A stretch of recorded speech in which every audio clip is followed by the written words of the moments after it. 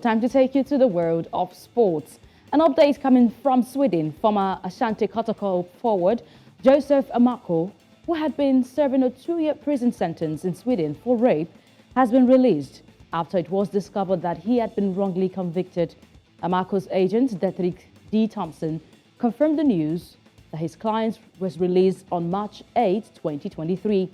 Amako had been accused of raping a 16-year-old Swedish girl in December 2022 and was subsequently sentenced by the district court, who determined that he had committed a crime without the girl's consent.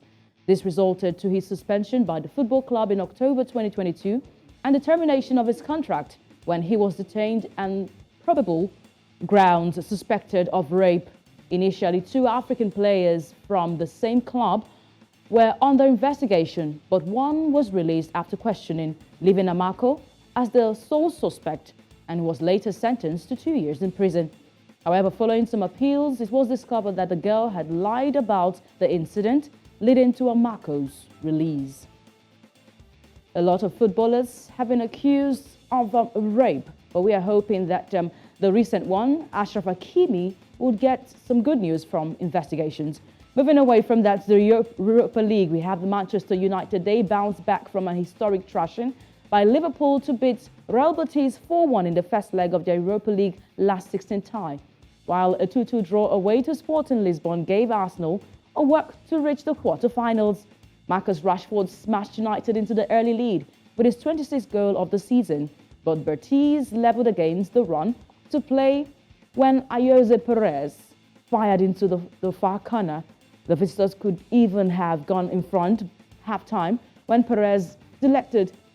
His cross came back off the post, but it was 2 of United's most fiercely criticised stars in the recent days who made a difference for Erik ten Hag charges.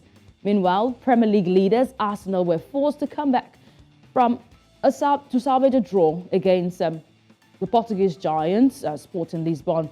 In the other games played, it was an advantage for Italian giant Juventus, who take a narrow lead in the Germany next week after informed Angel Di Maria scored the only goal 1-0 for them against Freiburg.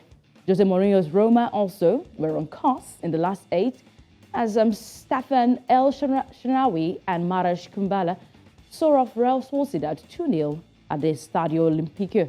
We've got 6-time winners Sevilla. They may be fighting for relegation in the La Liga, but are always a threat in the Europa League, and they will take a 2-0 first leg lead over Fenerbahce in Istanbul next week, thanks to goals from Jon Jordan and Eric Lamela.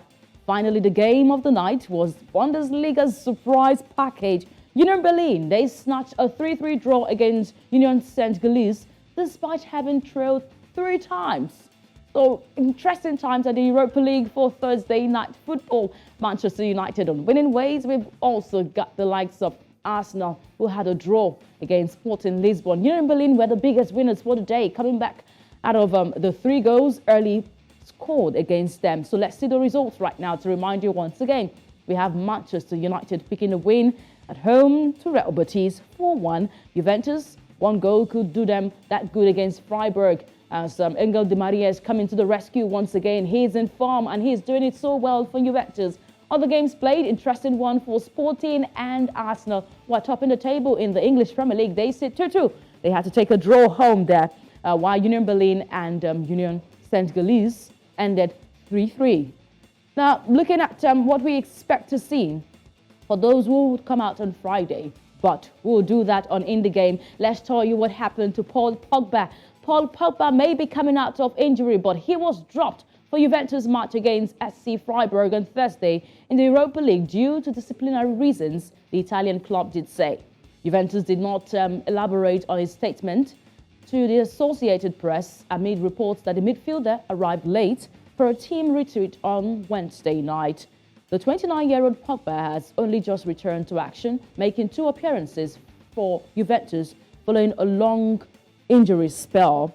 The France international rejoined Juventus from Manchester United in July, but injuries took him out of the field of play. It is not the first time Pogba has been in trouble with club management. At United, he had a complicated relationship with former coach Jose Mourinho, and now he is back to Italy and still giving the coach and the club management some problems.